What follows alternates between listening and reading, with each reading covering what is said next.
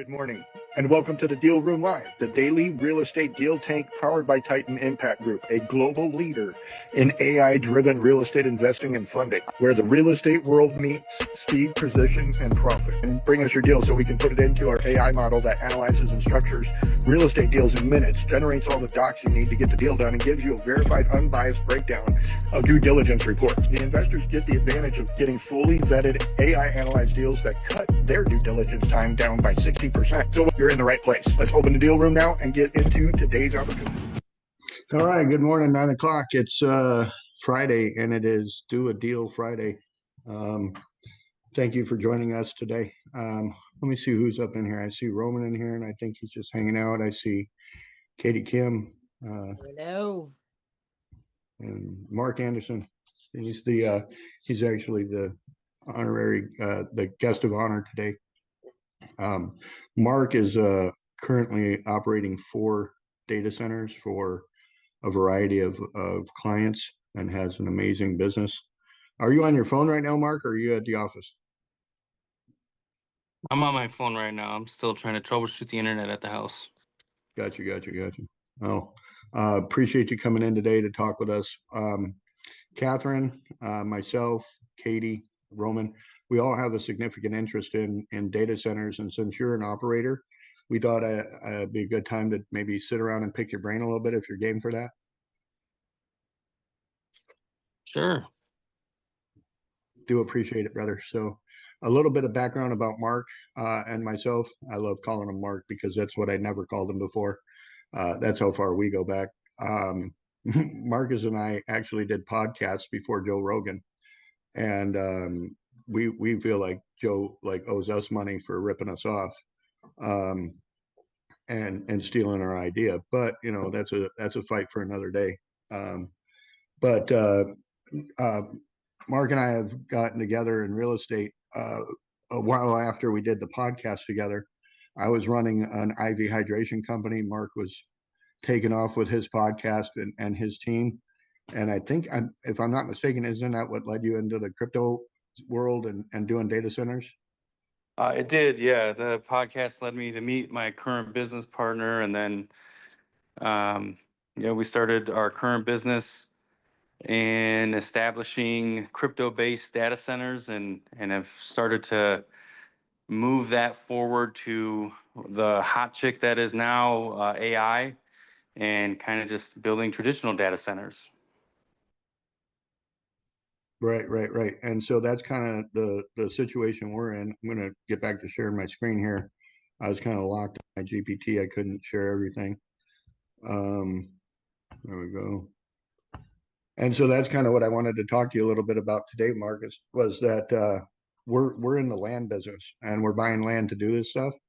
And so based on the research that I've been able to do using my GPT and talking with people like you, we should come up and formulate a way of identifying property, because Catherine and her team have investors that want to put money behind buying these properties and developing these things out. And so a big portion of what we're looking to do is not only vet properties, but also vet operators and make sure that we're not wasting time talking to people that want to be in the game, but are actually in the game. Katie and Catherine and Megan, I don't see Megan on the call, but those 3 on that team are focused on raising money, stacking capital on on TIFs, and making sure that all of the compliance is done. That's their expertise. And then I got my guy Roman over there. He's big into going to the county and city meetings and handling business, especially down in the area of Yuma.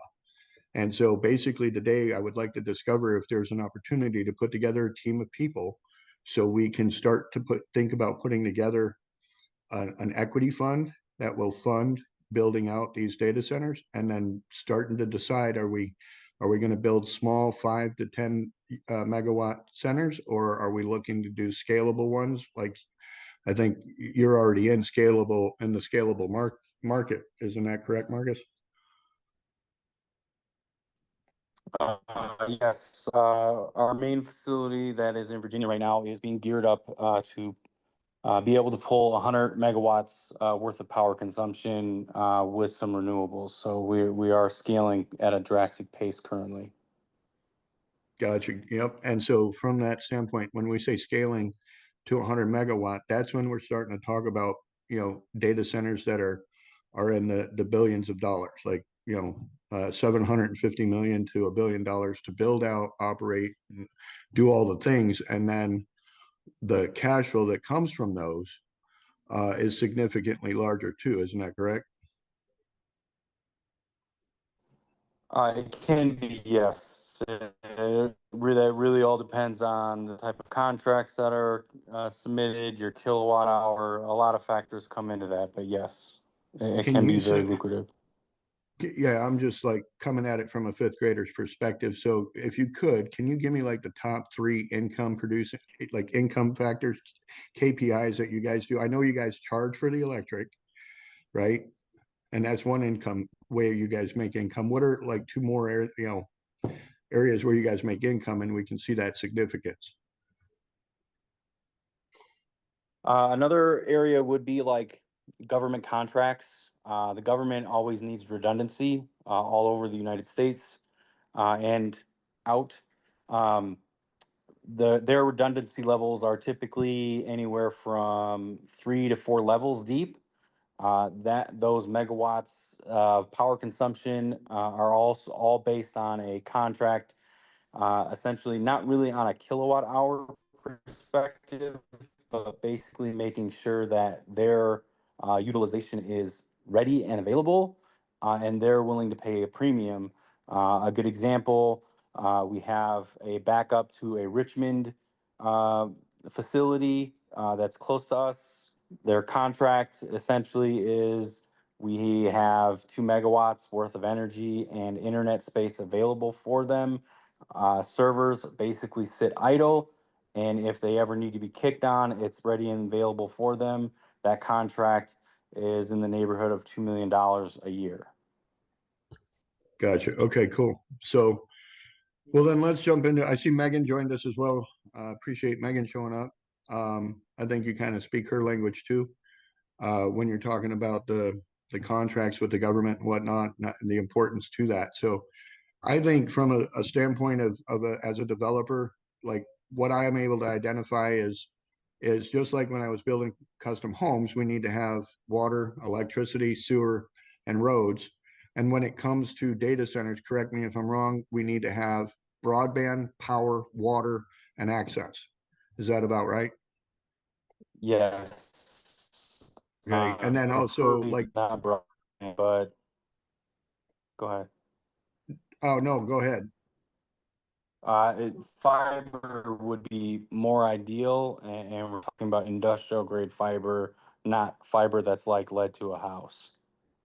Right, right. So so I'm glad you brought that up because I want to jump over to some of the research. I was out in this area you see on the map here. I was out in this area yesterday, and then I was having discussions with my GPT about it, and I said I'm out in this area on the Highway 60 in La Paz County, West Maricopa, etc. What I did was I prompted it to do like a deep dive on any permits pulled in the area for that type of development.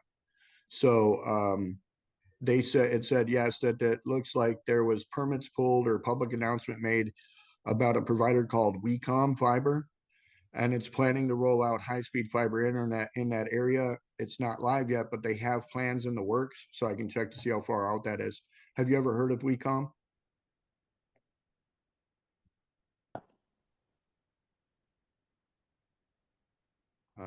You're stuck on mute. There? Yeah, did you hear me? Have you ever heard of Yeah, no, I WeCom? have not heard of WeCom. Gotcha. I did a little bit of research on it. It says, tell me what they're doing. And it said that they're looking to bring a good amount of power out there as far as like what they're bringing is a gigabit fiber. Is that what you're talking about, industrial grade? Yes, but we would be looking at something along the lines of like 100 gigabits worth of data. Got it. Got it. Okay.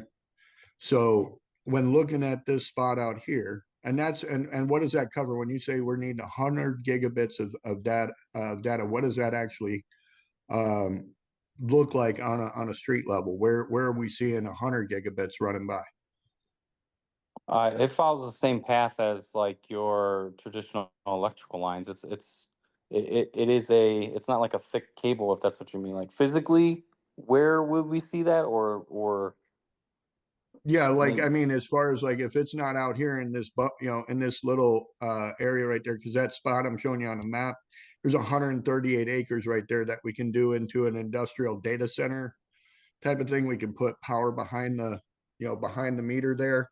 We could also build out maybe probably I imagine we could easily build out 1 million square foot of space for data storage. But I'm saying as far as like out here in Arizona, would we be seeing that data cable running more north of I-10 or south of I-10? Where are we at in relation to the valley?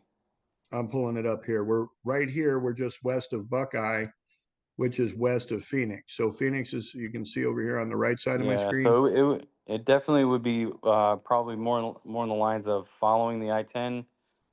So I would assume north of it. Got it. Okay. But yeah, because that mountain kind of hinders. We were looking at a map the other day, map of the fiber pipeline. I don't remember who showed it to me, but I remember where I found it. And basically it's this thing here. Come on. I don't know if it's going to let me zoom into it, but this blue dot is Phoenix. And then there's a yellow line that shoots up and off out to, looks like Las Vegas, Nevada down there. Right. Yeah. That yellow line right there to me represents that 60 corridor on my, um, on this map. Because with Phoenix being where it's at, if I zoom out to about that size, it looks like it comes out of Phoenix and shoots up um, toward Vegas using that. Uh, like Phoenix is right here. It looks like it comes out and it goes right through here like this up into Vegas and follows this route here. So somewhere in there, and if I zoom into my spot, it's late, like right out in that area. So what I'm trying to figure out is where I can start looking for land near that pipeline, because that's essentially the number one thing we have to have more than anything, right? Internet and power. Yes. Got it. Okay. Well, the power is out there. I was able to identify spots where we can get a substation planted. We've already got high tension power lines available. Yeah, they're So all through that corridor. I yeah, I was mean out there not that long ago. I recall seeing high tension lines all over the place. yeah, they zigzag all the way through the mountain range right there. These flags identify where they have mining operations, where they're running those power operations out to, and then as far as water goes, like this whole thing is an ocean underneath it. Salome stands for where she dances. It's a foreign word. I don't quite know where it comes from, but there's water all underneath that Mm-hmm. area right there. So pretty good for all that. Marcus, I shared with you the property in Illinois too for data center. That's kind of a little bit further along than what we've got here. Did you get a chance to look at that? I did. Let's see if I can pull that up real quick. That was um, the city of Lockport. I grew up in this town, so that's why I know about it. Okay. Um,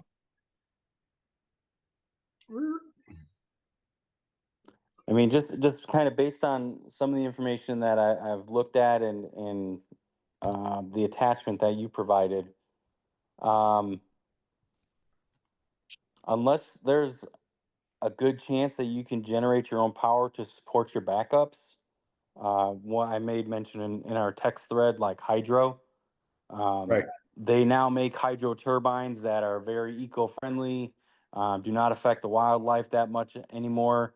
They go right. up to 1 to 3 megawatts that can be sit in the river. It's just a matter of getting water rights with the river, depending how close you are. And that would be ideal for backup power so we can try to navigate and or move around the EPA without having to use like diesel generators, things like that, battery Right. packs, essentially powered by hydro power plants. Hey, Yeah.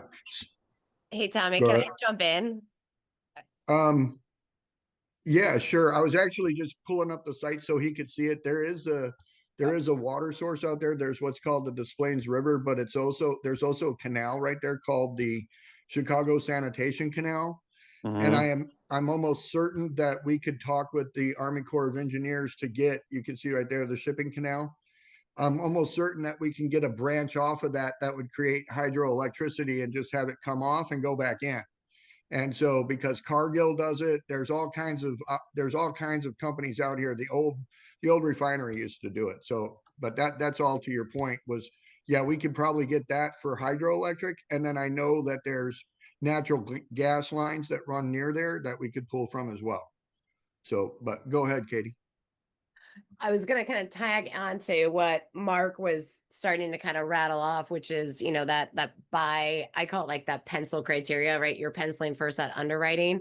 When you're looking at the new campuses for this, what is your like all-in delivered power cost hurdle? Like what is that go no go, or like how do you say like this is my buy box, we're looking at this, yes, no. That Well, question is directed to me, right? Yeah. yeah. Sorry, Mark. I want to get into your brain when we're looking at these sites because I know you and Tommy have kind of vetted, but when you're looking at and Tommy's great at kind of scoping out that criteria and just, really definitely know, like you said, water's a concern, power, the data line is that like your top 3, 5? Like go no go.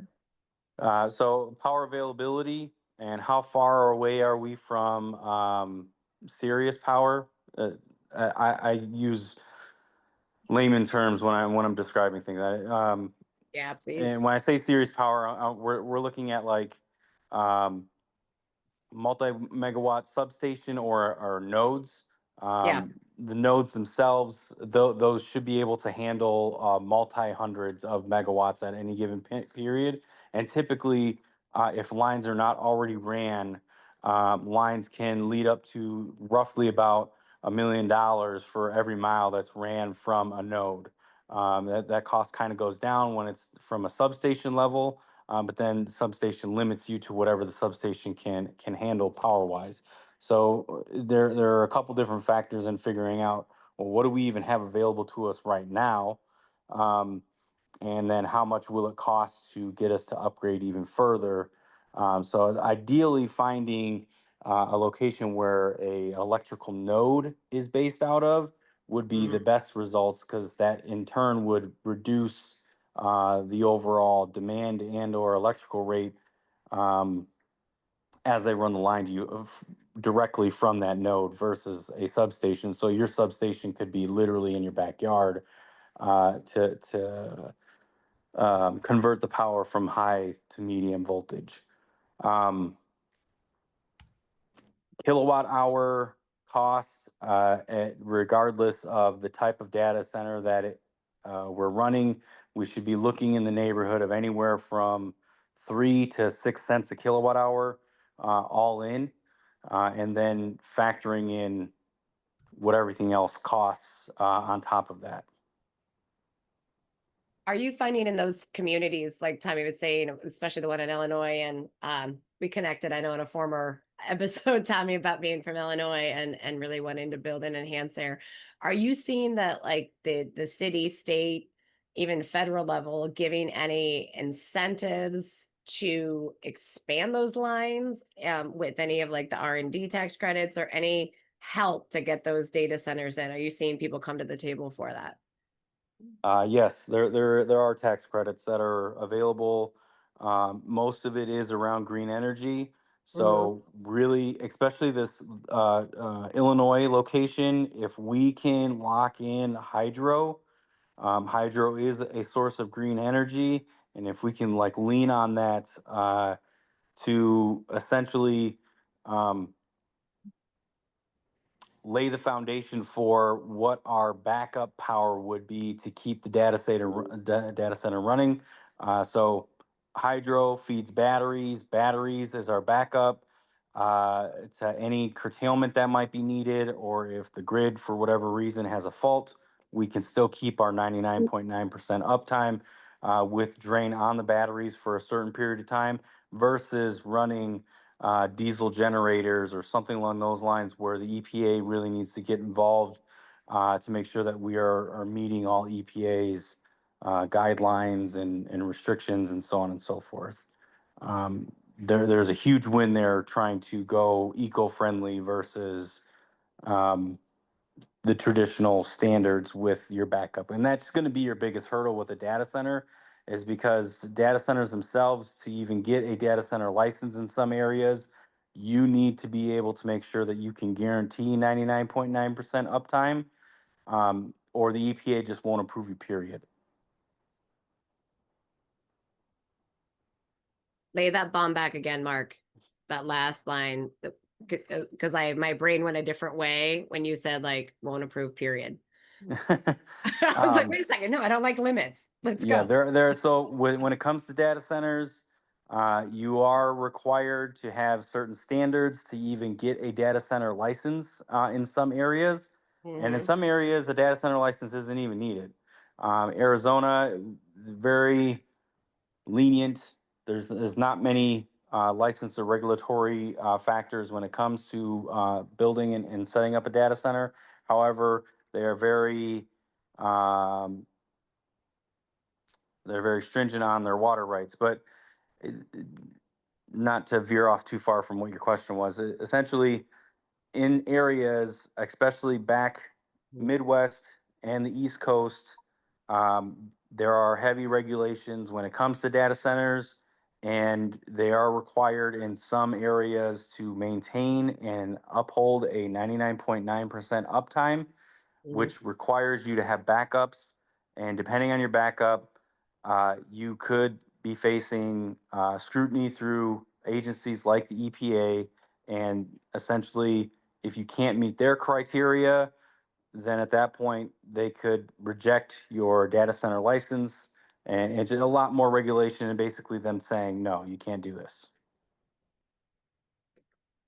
Awesome. Right. And so a lot of that is done through like the due diligence of like we just looking at, here I just pulled up because I'm very much into pictures instead of words, but understanding where we're talking about power, like that's the first hurdle. Once you get past power, now you got to get to the next step, which is the fiber. If the fiber's not there, what does that cost to pull down? And then once we solve the fiber problem, then it's, we keep talking about water, but water's not just about power. It's also about cooling, because that's a tertiary factor, or maybe a secondary factor in this, is keeping these data centers cooled.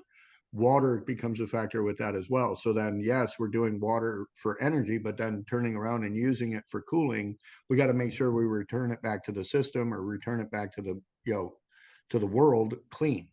And so that takes into another factor. Is that am I, correct me if I'm wrong on that, Mark?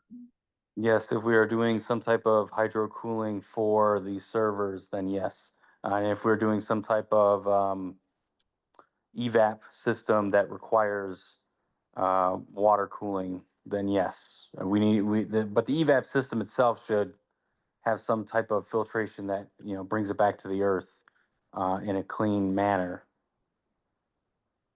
Right, right. And so the goal would be to um, make sure that whatever we're using the water for, that whether it's power or for cooling, these are all the factors involved there before we can say, okay, this is a good site to then explore getting into the weeds with that and figuring out what we're going to do with it. So when we start talking to operators, we can allow the operators to be the ones that handle all of the, all of the pertinent documents to being operators.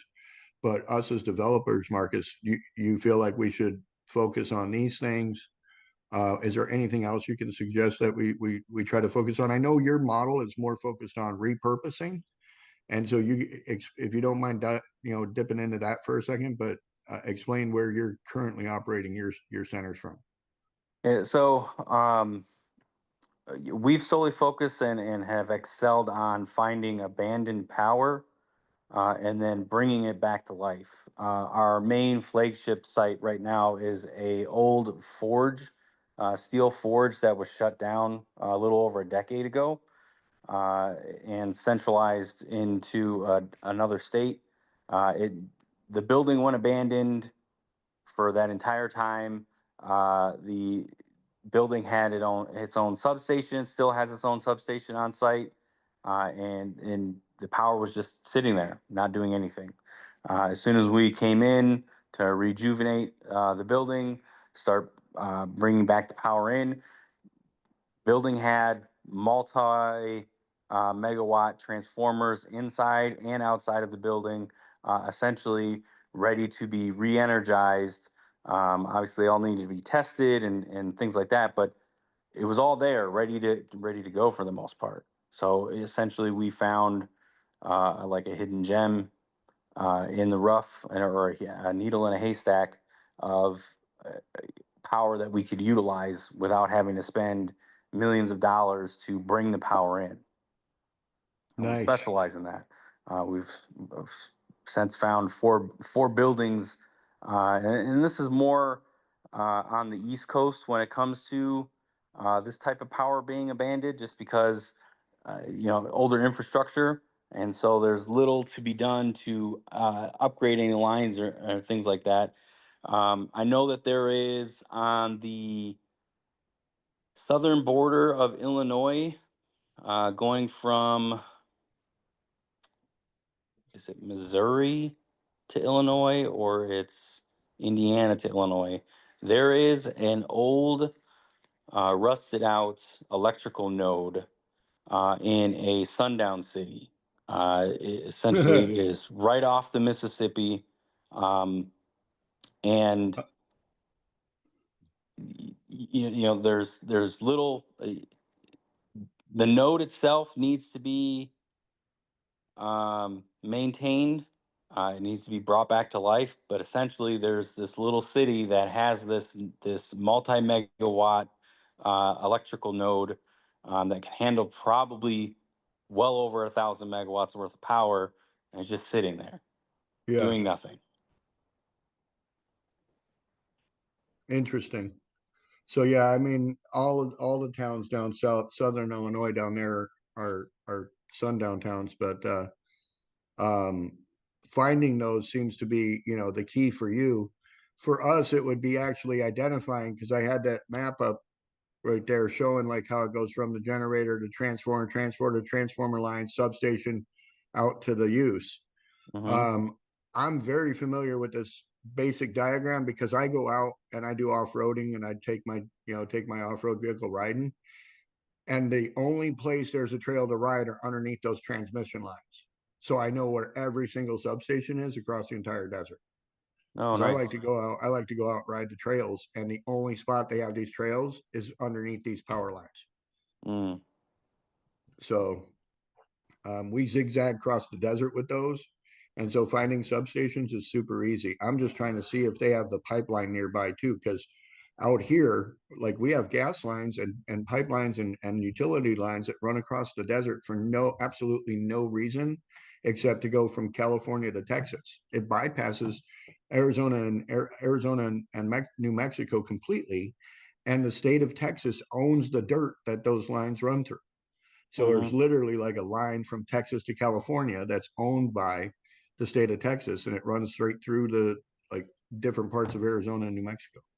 Well, and So they along just those areas, huh? they just did that Texas did the new big load rules Yeah, off at that San Antonio with the in case of the emergencies, and they're really trying to get ahead of a lot of that. Welcome right. those into. So yeah, with I just pay attention to stuff um a lot easier because I have this photographic memory thing that I was born with. I But love those images, Tommy. They're great. like this is the El Paso line, and you can see where it runs through Arizona here. There's two of them. And I'm almost certain when they buried those natural gas lines from California to Texas, because they're running all out here, they go out and maintain them, and when they maintain them, they get paid by data companies to like bury their cable at the same time, and so Right. they'll piggyback off of each other. And I'm almost certain that they've ran these lines on top of each other, next to each other, or near each other. So and like El Paso Gas actually goes back to it, like I want to say it says 2003, but I think it goes back further than that. So, but the places I go off-roading have all these markers and stuff. So I know where these spots are. And as you're talking about it, and I'm remembering, riding underneath these power lines and then seeing these substations and these transformers out there in the middle of nowhere. So it's pretty crazy. So I appreciate you giving us some breakdown and understanding. Katie, Megan, do you guys have anything you want to throw at Marcus? I mean, he's an amazing wealth of knowledge. Roman, you can jump in too if you want. I'm always looking at how do we help you help us help everybody, right? How do we enhance this, streamline the process, get those criterias out? And like I was doing a little bit of kind of notes on here in that, in essence, buy box, because I work with a lot of communities that we do P3 public-private partnerships, which is why, and or we help them, they're what we call in Texas like an agent of record, where you're helping those communities sell and develop those lands in industrial parks. And there's a couple communities we're working right now with in the Texas Triangle.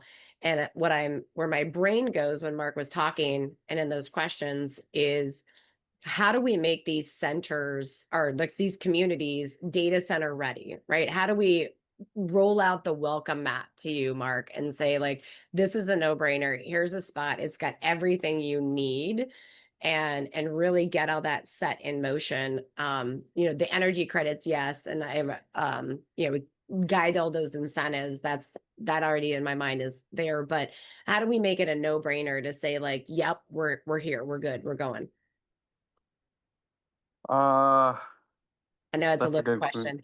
yeah, that's Or I a guess very he good can, question. I don't know if you have a certain pamphlet or something already written down that we can kind of go based on so we can go and get that process. Of course, like we said, go back and forth, help each other out.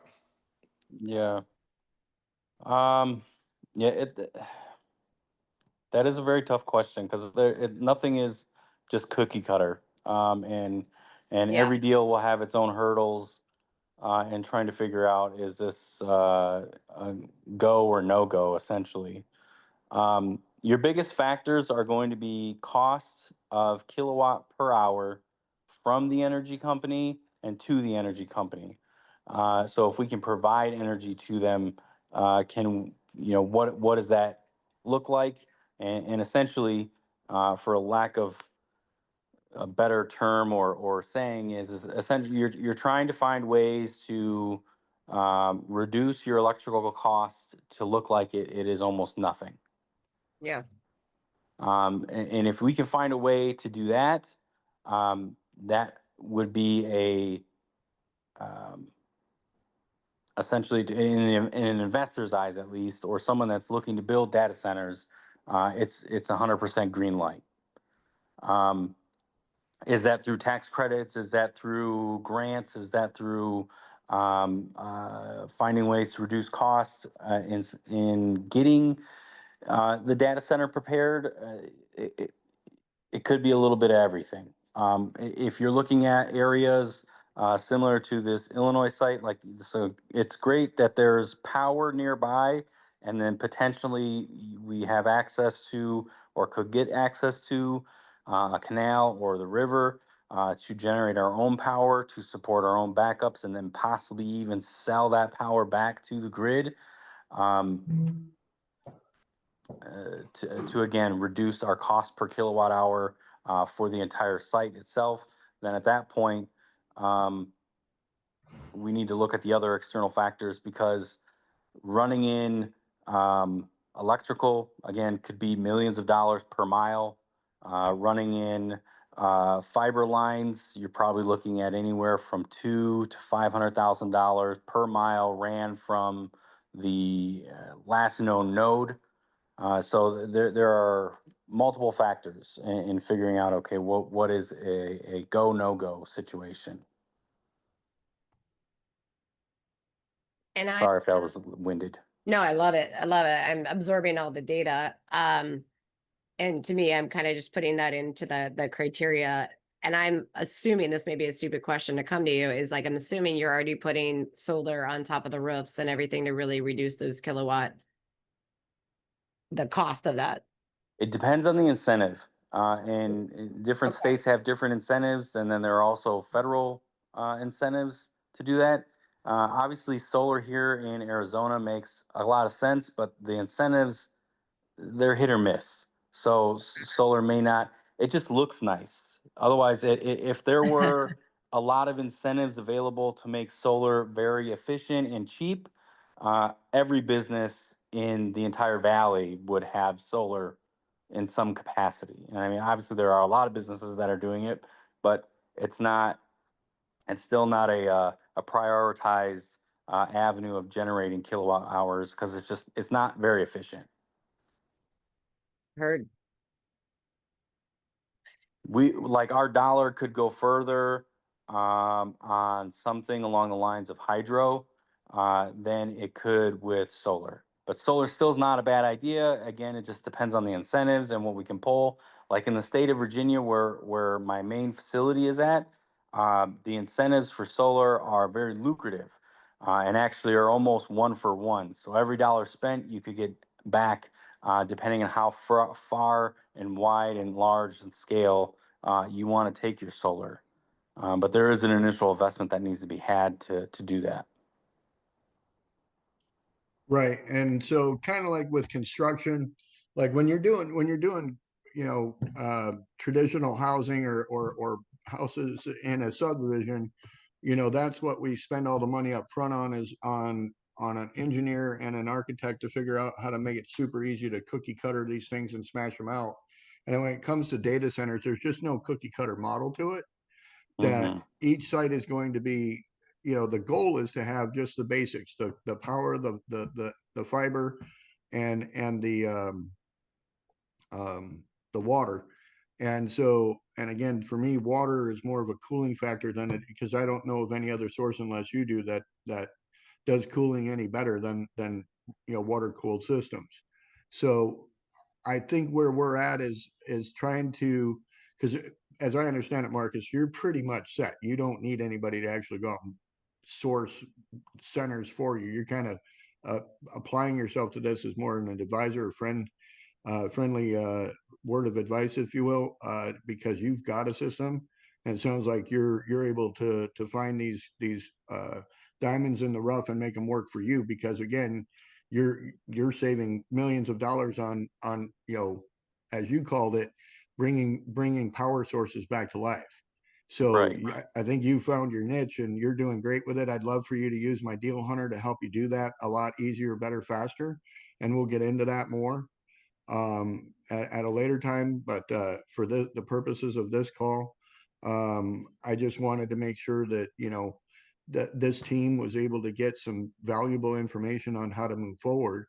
And if we can, if we can work with you on helping us get further down the road. I did, something that I did do on GPT was I came up with a list of actual operators, and something that if we can help you find if I can help you find these hidden gems out there using my AI model and stuff like that, maybe you can help us vet these operators and understand if these operators are going to be legit people that we can do business for. Okay. Because again, we're finding land. Oh boy, I gotta learn that stuff. We're finding land and stuff like that for people, and members of this team are very good at, again, like figuring out those tax strategies and figuring out those stacking options for capital and stuff like that. So What did I do with it?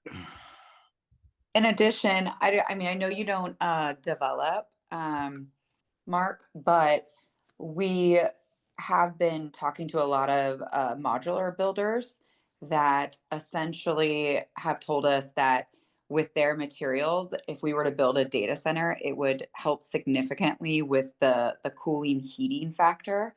And in addition to the electricity bills and costs. So that could be another way to get down the costs. And then also they build in like a fraction of the time, and they're green. So they get more tax incentives and et cetera, et cetera. So that's the other thing, that if we're going to develop, we're going to be definitely using alternative materials. Okay. Are you referring to like the Magboard product? I'm referring to the mag board with the Credo system and the steel, because it becomes completely airtight. So it actually cools and stays cool. And so that will allow, you know, and it also has fire ratings. So there's a lot of benefits using those materials to build out these data centers, from cost to the actual time to develop. Yeah, it was funny, Megan, when you were like, I know you don't develop, and I was about ready to say, but we do. So Right. Yeah, as a matter of fact, I think Mark's partner has reviewed Magboard. Just he wasn't able to get on the call today, so but I do have plans to meet with Mark and his partner again about that to get clearer understanding of how they feel about it from a developing point of view, as far as like being a customer of that. Yep. So definitely definitely going to be a part, part of the advising here is appreciating the things that they're able to provide us, and understand how to work from those viewpoints. So and one of the things that Mark is also, I think, hopefully available to is, if we do get into a deal, I'd like to see if we can make space for him at the table to be an advisor, or even, part of the team, as far as like however it gets structured, whatever the structure of it is. So because to me, he's a valuable resource in that division. And without, he may not have to build the data center to know how to build it, Yeah. type of thing. And I feel like that would be a valuable resource there. So if he's open to it, I can convince him to play in the sandbox with me once again. I don't think I was too rough on him the last time. So Yeah, I think we essentially, like, from what I've heard, the hardest part is finding the land that actually works, and not just logistically with everything that the data center needs, but also politically with the cities and the electrical companies. So that's where we don't have that, expertise at all. We're more on the development capital taxes side. And then it can also bring, the Magboard steel team as well that we partner with. So that's sort of our expertise. So we are open to the rest. That's what we need to fulfill. And then obviously operator. yeah, and Megan, when you were talking about the legislation, Tommy, as you were showing that site in Illinois, I started texting some of our legislators in Illinois because they have that. And I know there's another like barge terminal. If you're talking about hydro that the city owns land on too, I'll throw that over to you to kind of run through the process, see if that'd be a good fit. Because I know, as Mark, as you were saying, freeland's not just it, right? It's all the other incentives in the stack of operating the facility and making it efficient and valuable. So love that. yeah, and so this is, I think I shared this list with the team, and I don't know if you got a copy of this, Marcus, but I was able to have a conversation with my deal hunter, and it was able to pull 20 notable data center operators currently and active in Arizona. It also named off some sites where they're at, and who they are. So I think if we get into finding out what their buy boxes are, and what they're looking to do to expand, I think I even put down here somewhere that I wanted to get a list of data centers looking to expand. I put it in here somewhere. That's what I'm trying to dig up. But there's quite a few companies out there trying to come online with this, with the massive need for storage for AI to operate. Have you found any other viable places to look into? I think here it is. Take a look at the top 5. QTS is on there as top 5. But have you heard of how to get in front of these end users at all?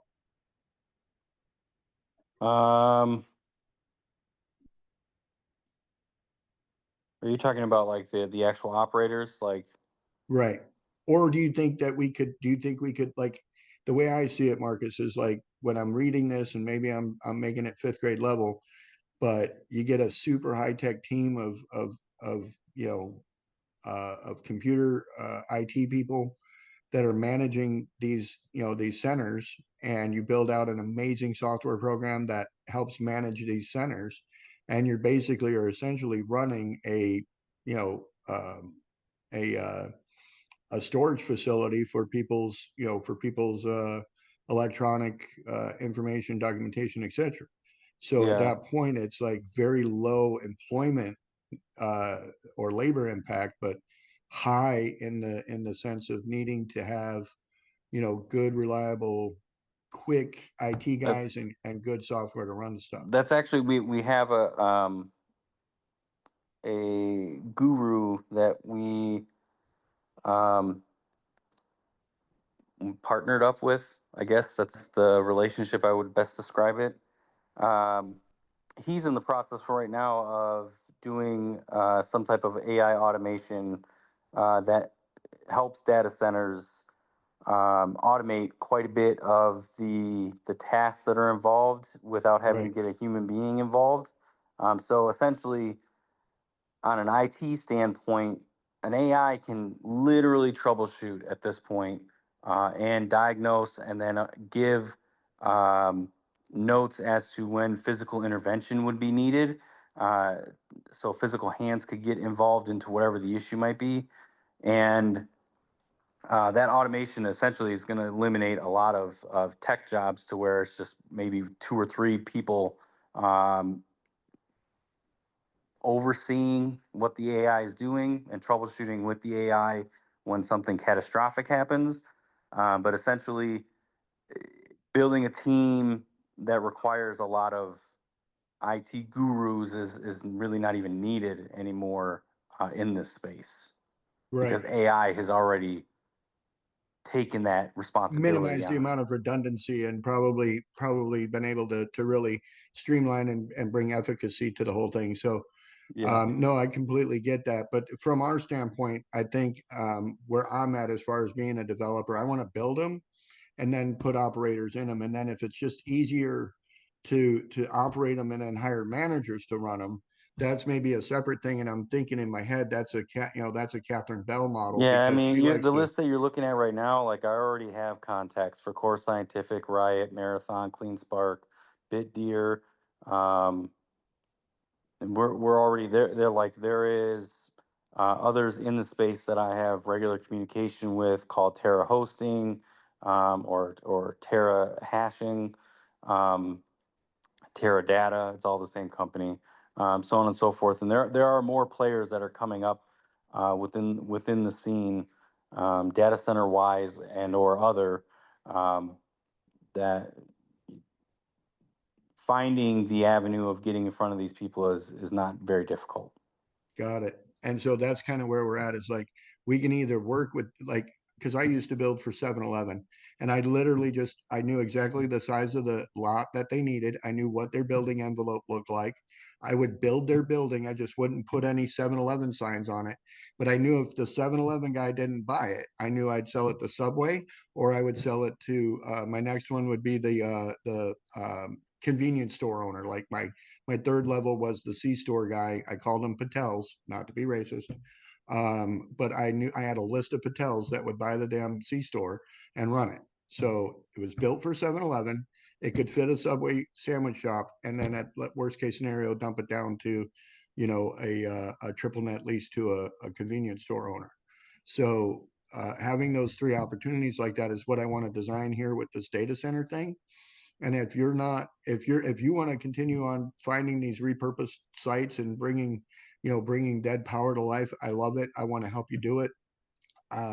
Let me know how we can help. I'm sure this team behind me is probably eager to learn more about how to do that as well, and make it easier for you to do that stuff, as well as on our side of it. From the land standpoint, I want to start an equity fund called data center opportunity zone fund. I want to start it at $250 million. And we go out and start planting, 25 megawatt to 100 megawatt hyperscaling facilities in Yeah, the if area. you're looking at, not to interrupt you, but the list that you have currently on the screen right now, Yeah, if you want to be in the playground with these guys, you need to start looking at like 100+ megawatts worth of power. got it. Okay, so from that standpoint, you're talking about billion-dollar facilities. Right. Got it. And most of these guys, they Riot is a good You know where my example. brain is at. This is why I brought you on the call, Marcus, because Marcus and I used to actually sit in bars and write jokes and stand up in front of people and tell them. Yes. And we did it because it was just fun. But he knows how my brain operates. And so when I said $250 million, he's like, no, Tommy, you want to go for the billion. I love it. You're awesome, Quick Marcus. question on my end. As we're all wanting to be sort of friendly for the environment, for the investors, how do we make it appealing for municipalities for them to actually just give us, away, of course, certain, land, buildings that will make it easier for you? How does this? I mean, I guess my question is, how would it be making more appealing? Because of course, a lot of times with municipalities, they want to create jobs, right? So, Yep. um, does this really is it able to be applied into that frame, or that the whole buy box, or the whole shopping around with this? Because again, because of the connections that I have in here and within the community and everything, they're willing to do and give up, and kind of sort out for me to bring in projects. For of course, at the end of the day, is how is it going to benefit the city with job creation, or economic development. So that's kind of one of the things that are selling points that I kind of want to reach out to them to, you know, uh, you know, get them on our side. How do we, how we get that P3 support? So I think The- Megan and Katie could probably answer that better, or maybe even be assistants in that. And just to jump in here, Roman is, I pulled up on the map. This is where Roman's from. This area that you see, the Los Alamos sign or whatever, this is the city of San Luis. It's right at the border. And it's already been earmarked to get a couple $1 billion of federal funding, because they're going to be building, this will become the largest port at the Arizona border for goods, services, people, etc. So they're building a port to come across. And so a lot of the land in this area is owned by the city. And so what Roman's saying is, like, he can literally, as long as there's some sort of benefit to it, the ESG score is high enough, we could probably get the land for nothing. Yeah, and I think it's going to understand to run into that your question you have for the EDC or the cities that own land, because Texas can own them, each entity in different parts. But for those that own them, it's going to be able to tell that whole economic impact, and that's one thing that we help developers and our clients with, our private clients, to be able to do that, to get those incentives set up, and really it's understanding. It may be more than the jobs, right? But Yeah. especially with data centers, those are kind of hard to quantify jobs, but sometimes it's the whole entire development. I mean, I've seen people starting to do these data centers and then they're putting like multifamily on top of it, right? Correct. Correct. And then you're talking about that affordability, which comes into play with a whole different range. And one of the things I love doing is stacking all those incentives. So it kind of like slow down to speed up is, what does this data center do in terms of creating increased property taxes, you know, increased workforce development, and you know those opportunities within the community. And then I would also look at how do you change the game with it. I'm always about how do you change the game. And Correct. you know that multifamily was kind of like, oh, that's interesting because now I can give my employees work if they want to work above it or offer different, and you start to stack those incentives in a way that, again, it changes the game, but it makes it so affordable. And when you have communities that are on board, one of the things that you can then do is start to, again, think outside the box, change the game. I'm thinking of 2 or 3 communities that inside the Texas Triangle, right outside of Austin, we're working with, that they own the land, and they would say, we'll give you the land, but looking at then what Mark's saying is, what are the other criteria we need to put in there? And then we start to look at like, how do we incentivize? How do we do this? And some of them with our master lease program is kind of helping bridge that financial gap and getting that launched. And so I really think that story or that question kind of goes into the story of it and how to then enhance and ripple effect. But I think it'd be a great exercise to kind of deep dive a little bit further because Yeah. there are so many communities that would be hungry for it. I think they don't know what to do to position themselves in the best way. And Correct. so it, They don't. So that's where you, like you, Katie, you know, in this case, gonna come in, and then of course Mark, that has the deep knowledge of it. You know, they can kind of brainstorm, because I do have in front of me, and I have under contract, you know, 80 acres right now, where just right here, it could be a combination of multifamily. It's zone commercial, you know, and multifamily as well. So I just kind of want to know how to, I guess, put it into a whole presentation, I guess, or a pitching deck, if you want to call it. yeah. So, Yeah, yeah, to give a direct answer to your initial question, which was how is this going to benefit the city and or local municipality of bringing in jobs and, and things like that. Um, Finding the smaller communities is definitely going to be a plus when it comes to data centers.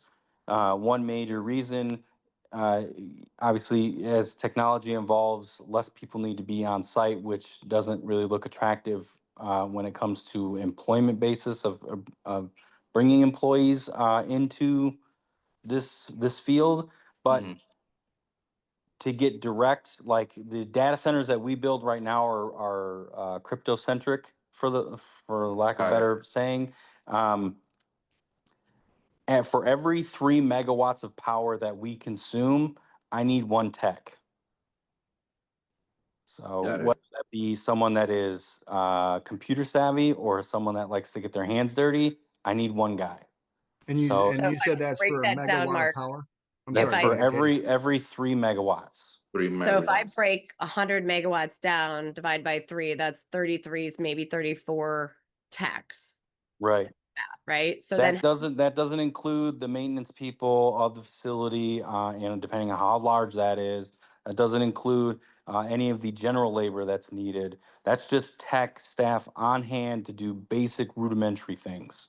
And what, from your experience, Mark, what's the kickback as far as like saying the negative impact it can have on the environment, or I guess in this case, you know, how could it affect, you know, the if for those eco-friendly, Yeah, you know, supporters? so far in our experience, our biggest hurdle has always been noise. No, it's okay. noise? And so, like, we've been handpicking locations where noise used to be a large concern, and like the decibels of what we're off putting is essentially a fraction of what it used to be. An old steel forge used to literally shake the ground in the neighborhood it was in, Mm, due to the steel forge hammers that were in the building. And you would hear that for miles 24/7 of essentially the earth, the ground moving constantly. And now there's just noise of fans. And that noise doesn't really even leave the vicinity's footprint. I could go to the end of the mm, driveway and realize I'm in the middle of nature now at this point. So that's one combative. It's always negatively brought up. Someone will bring it up, whether it be a community member and or the city, town, county council. And that's one thing you're going to always have to combat. In and then explain and or give some type of drawings or game plan to them as to how you're going to execute and eliminate that noise to be minimal. Got it. Can we circle back on the math real quick? How much does a tech normally make a year? That really is dependent on where you're at. Okay. And again, the complexity of this data center. Crypto in generalities is very rudimentary. There are certain things that need to be done in crypto equipment, and someone at minimum wage could be taught and can execute efficiently in fixing this equipment. Now, obviously, if we're talking high tech grade, uh, full stack servers, and we're talking thousands of them within a building, we're obviously going to need someone that's a little bit more proficient. We're also going to need someone that is very well knowledgeable in um, internet and running lines. And things like that. So you're going to be talking about a little bit higher pay scale. I would average a basic tech should be in probably in like the neighborhood, again, just generalities, fifty, Mhm. $60,000 a year. You're talking someone that wants to, or you need someone that is going to be able to terminate and run all of your internet infrastructure quality wise. That person's probably going to be a six-figure salary, low to mid. It really all depends and how complex these data centers are going to be, and where the income levels are for the area. Income levels in the outskirts of Illinois are going to be lower than they are here, like in the valley between the Phoenix Valley and California. Obviously, salaries are going to be a little bit higher because of the living standards. So, Yeah, no, definitely it's the old response of like it depends, right? There's a lot of factors, but I appreciate you of giving that highlight because that at least gives us a little North Star because we're working with a lot of the with I would say one particular EDC in the like Bronzeville area, right? Texas and Mexico down there that they are looking at a big industrial park and to enhance that. So kind of right, Roman, we may want to sync up offline to kind For of sure. connect on that. I think that'd be great because we It's have the a same lot of, similar scenario that I have where I'm at right now to yours to that. Yeah. yeah. So I think that'd be great to team up. And I love these conversations because there's always synergy and what I call like pollinated collisions of getting these deals done and across the table. So I think those are great, especially as I mentioned when we were talking about Illinois, I reached out to some of those legislatures and I know there's some land right along the Illinois River that they would love for like a hydro type of a play there with How it. far does they need to be for it to be infused as a hydro infused power generator? How far does the water source have to be from the center? I don't know if um, that's a liable question. Sorry. yeah. Uh, it will depend on zoning, right? Yeah. But most hydro plants that are built, like the hydro turbines that are coming out now, that they're not like massive plants. It's not like you're building a dam or anything like that. So Right. Right. these turbines can literally be off of the side or be dug out of um, the side of a canal or river, where it has virtually almost no impact on the community at all, or the actual river flow. One Got it. second.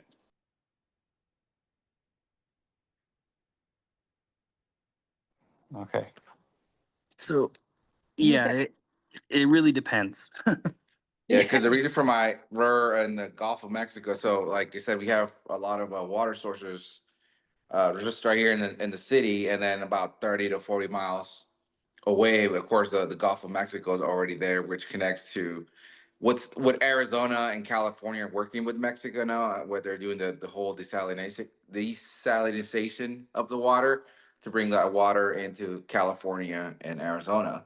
So again, it's creating so that, I mean, I have direct contact with all the, you know, directors and the mayors on those lines. So I just kind of want to see how we can pitch it also into a bigger picture along the border. I mean, the longer the distance that the lines need to go, then we are going to have to look at like it being a transmission center for hydro. So we would be looking at building some type of not necessarily a hydro dam, but something along those lines where it is a complex versus just some hydro turbines that are close. That's essentially why I was bringing it up for the Illinois site that's off the canal, because you're looking at the plot of land that's basically butting up to the canal or river, and you could drop in hydro turbines littered off just the side coastal area or whatever you want to call that.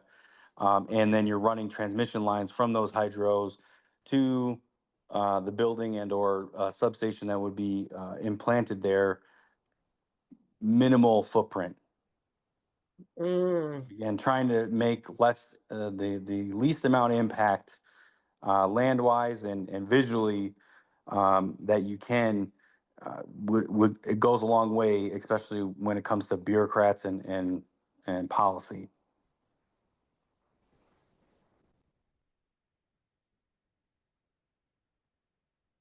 So it looks like we lost Tommy, and we could talk about this conversation forever. So, Katie, I know that you, I mean, I know what you're working on, well, sort of working on in Texas, and then wanting to work on in Illinois and Arizona and whatever. So I want to if there's connections to be made, next steps to have, what those would be, so that we could actually have this conversation be productive and move forward. Because this was amazing. I mean, I've taken an obscene amount of notes. Yeah, Yes. same here. Yeah, likewise. And I appreciate, one, thank you very much, Mark, for letting us pick your brain and Yeah. giving us those insights. One of the things I do want to throw in Roman's brain is that we're working with the EDC, and like I said, I'm Bronzeville down there, to do a regional EDC event. And I would love to be able to summarize, and I know, Mark, a buy box is more on that real estate developer side, but I want to really get a high level definition of like this or this for these sizes to be able to really empower and engage those communities. So I would love to take the to-do of pulling, kind of that transcript and data from this call and kind of just having it to send it to you, get your once over and that insight. I think that would be the first step, so we can start to empower. And also for that regional EDC event that I know that is coming down, that we're helping put together. And how do we expedite this process, because there's so much tax credits coming down, and you just keep, again, I'm a stack girl. I love stacking incentives to lower that debt burden. So any way we can start to get this in front of the legislators as well. As I mentioned, I've already had multiple text threads with the Illinois guys and my girl there. I want to make sure we're able to help and become of value and add value to your process too, Mark. Okay. Mhm. Appreciate that. Yeah. Appreciate it. Thank you for letting us pick your brain a lot, and so it's helped us a lot, kind of direct how we can actually structure this. Yeah. Yeah. Sometimes we don't have that true North Star. We just have a guidance, right? Like, let's go in this direction. And then we kind of define it and tweak it as we go. And I just know that Texas is bringing a lot of stuff in, that they are full court pressing incentives to motivate a lot of these centers, especially around Samsung and Tesla and all the big guys down here. And I know Arizona's doing it. I got to give back to my hometown, in Illinois, and bring some of those businesses back there. So this is great. Yeah. Appreciate it. All right.